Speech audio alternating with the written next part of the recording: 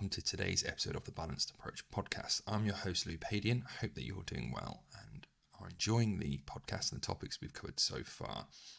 These podcasts are released every Monday, Wednesday and Friday, so be sure to subscribe wherever you are listening to be kept up to date. We are discussing today a common question that I get asked, and it was actually triggered by a client bringing it up, or a patient, sorry, I should bring it up the other day, which was, should I be having butter or margarine? And again, this is something that people often spend a lot of time thinking about, and they're not too sure which is going to be the healthiest option for you.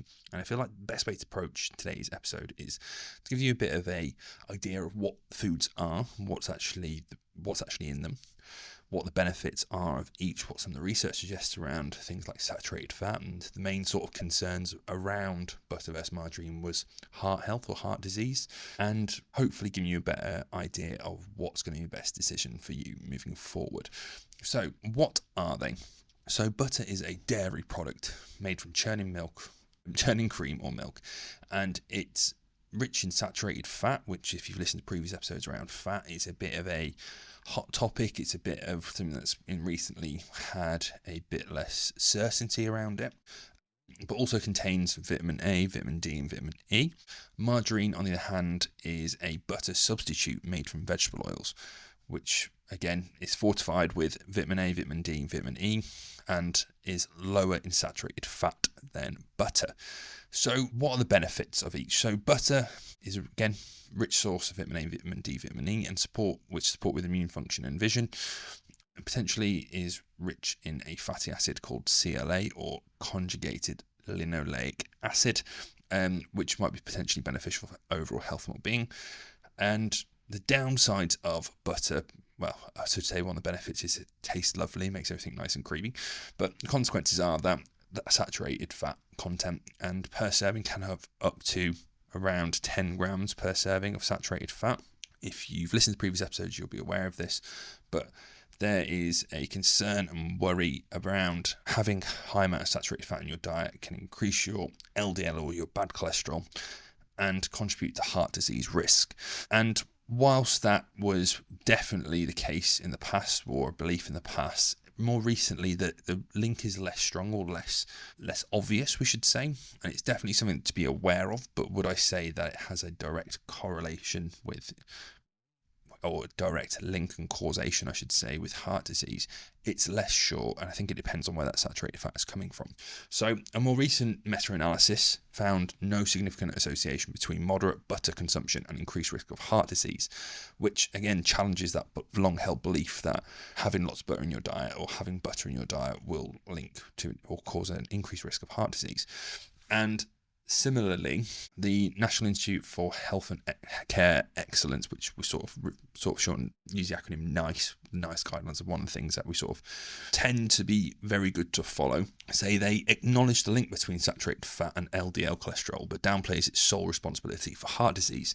So what does that actually mean in real life? That actually, for heart disease, it's not as simple as saturated fat being the sole culprit for increased risk.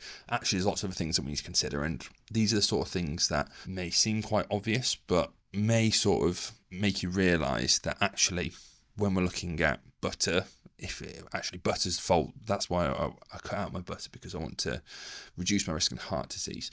Again, that link's not very strong, and actually there's potentially other things that are more worth focusing on. And this might be the answer that you're looking for, that probably butter and margarine shouldn't feature hugely within people's diets overall. And we'll go into which one would be more beneficial and preferential. But does it have a huge impact? Again, not 100% sure. Other things that I would focus on if you are looking at overall lifestyle, and this is one of the things that I think we want to promote, is not looking at the very small minutiae of what people are, a certain food group, making that the villain or the culprit to health problems, or the solutions as well, and actually looking at the overall picture of what someone's lifestyle looks like, what their diet looks like. So for example, smoking is one of the biggest major risk factors for overall health and disease, and it's so strongly correlated with so many poor health outcomes that if you currently smoke and listen to this going, actually, I want to know what I should be having, butter or margarine. The bigger question should be, how am I going to get support with stopping smoking, in my opinion? Again, everyone's open to make their own decisions, but it's such a big risk factor for so many things that you'd be much better off focusing your efforts on that.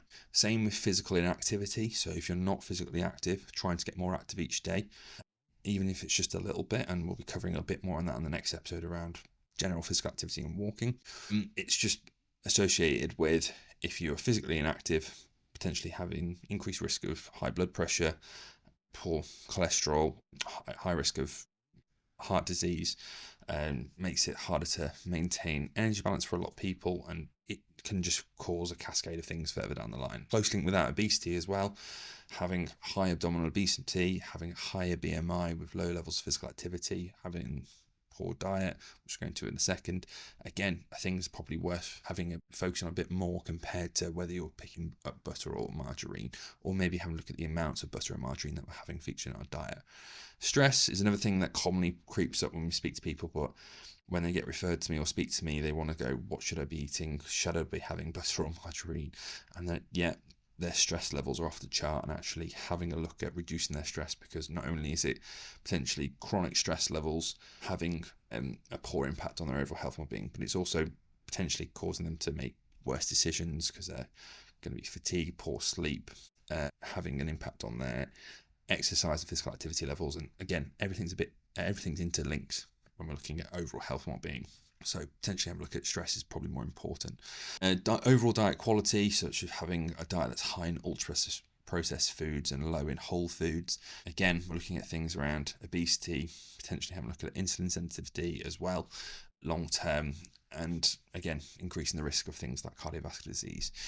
Trans fats we've touched on in previous episodes, and that is one of the foods that is associated or can cause things like colon cancer and other poor health outcomes. And it's one of the foods that, whilst it was brought in with the best intentions, or partially hydrogenated oils or partially hydrogenated fats, you might see it's labelled put on the food label.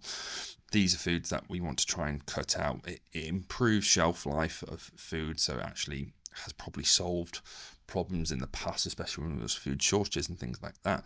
But actually, increase the amount of that within your diet, it does put you at increased risk of poorer health outcomes. Things like salt and sodium intake, again, something else to be more mindful of long term, and that's something else that I'd probably have a look at. And again, if your diet is high in ultra processed foods, lots of not much cooking going on, lots of fast food takeaways, really highly palatable foods such as sweets, chocolates, pastries, cakes, all those sorts of things, then potentially it's going to be higher in sodium as well, because that's something that makes those foods taste really nice, alongside sugars, alongside oils, alongside the way it's cooked. These are things that are probably worth looking at a bit more. So butter, we've gone down that bit of a rabbit hole, but we'll bring it back. Compared to margarine is much lower in saturated fat. So like I said, 10 grams per serving for butter is not uncommon, but actually when we have a look at the amount of saturated fat in a margarine, looking at as low as 2 grams per serving, and may contain things like polyunsaturated fats, which have a positive correlation with better heart and health outcomes. And some are fortified with plant sterols, which can lower cholesterol. So plant sterols are sort of similar chemical to the structure of cholesterol, and they work thought to work by reducing the absorption of cholesterol in the gut. So again, you sort of excrete it through your feces, through your poo. These help lower the total cholesterol and sort of the bad cholesterol in the blood. So again, has positive outcomes.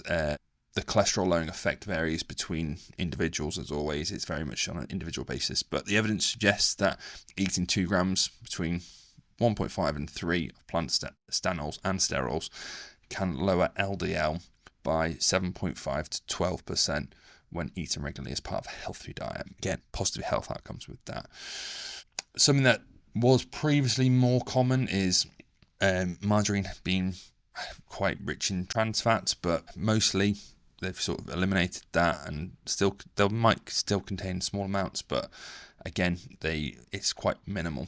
So this is where it's not as clear. And again, like I said, if it's got partially hydrogenated oils on the back or anything like that indicates trans fats. What's the overall answer then? So hopefully that's giving you a bit more of a balanced approach to those foods and an idea of what they are. But with that, butter and margarine probably shouldn't be featuring hugely within people's diets.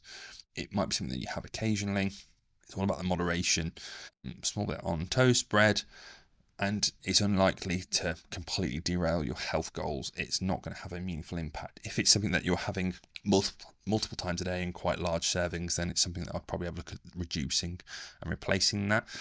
With that, I'd probably side towards margarine personally, just because the research supports the health benefits of that with higher in polyunsaturated fats, whilst the link between butter and heart disease isn't as strong as we initially thought. There's still potentially a causal link there, so I'd say best to play on the safe side, but also look at other variations. So potentially having olive oil on bread, a small dose of that, using other fats on there, so maybe avocado, mashed avocado, something like that. Again, varying that and having different options and varieties means that we're getting a variety of different flavors, but also nutrients in there as well. So hopefully that's giving you a better understanding of which one's probably beneficial. Like I said, probably margarine, from my opinion, would be better, but if it depends on more the amount that we're having in a diet, and that's something that I'd probably look at more often. If you're going through tubs and tubs of the stuff each week, then potentially that needs addressing the amount of spreads that we're using, because not only are we looking at the caloric density, because they are fats at the end of the day, predominantly fats, but that's potentially making foods that you're having them with more palatable or tastier, and therefore you're more likely to overeat, and potentially that's going to make it harder to manage your weight a bit better if that's one of your goals. And also potentially having a look at other options of spreads, like I said, avocados, nut butter could be another way, just adding a bit more variety into the diet. So hopefully that's giving you a better understanding of the margarine versus butter question and allowing you to make a more informed decision and having a bit more balanced approach to that. So there you have it. Thank you very much for listening to today's episode of the Balanced Approach podcast.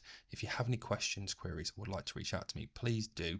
I am at Louis Padian Nutrition, which is at LOUISPADIAN Nutrition on Instagram, Facebook, TikTok, and all other social media platforms. If you're looking for support in achieving your goals and living a healthier, happier, and more balanced life in the process, click the link below and inquire about working with me. Remember to subscribe to the Balanced Approach podcast wherever you're listening for more insightful episodes, and I look forward to speaking to you soon.